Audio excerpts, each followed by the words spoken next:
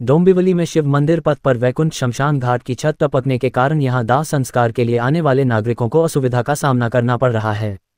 शनिवार को भी पत्रकार आकाश गायकवाड़ के पिता का निधन हो गया, जिस पर वहां आए गायकवाड़ परिवार के सदस्यों और उनके रिश्तेदारों ने नाराजगी जताई।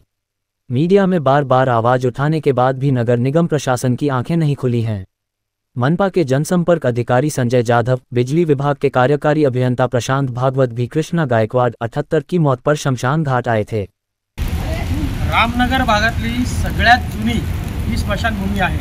आपण आता बघतोय की वर्षानुवर्ष या स्मशानभूमीची दुरावस्था आहे। महापालिका प्रशासक असो किंबहुना राज्यकर्ते असो कोणी याकडे लक्ष देत नाही।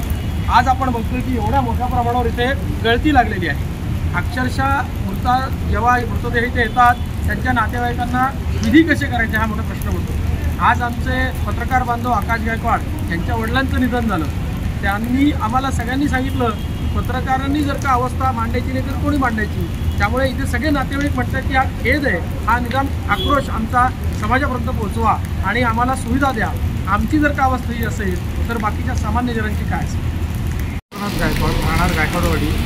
आज आम्ही आमचे आत्याचे मिस्टर यांच्यासाठी अंत्ययात्रेला आलेलो, पण या स्मशानभूमीची अशी अवस्था, दयनीय अवस्था बघून आम्हाला अक्षरशः दुःख वाटले की हे सुधारणार कधी? की गेली कितीच वर्ष त्याची डागडुजी चालू आहे, पण त्याच्यातनं काही निघत नाही आहे, त्याच्यातनं सोल्युशन काही निघत नाही आहे, तर हे किती दिवस चालणार? कोणार्क, अपना शहर अपनी बातें।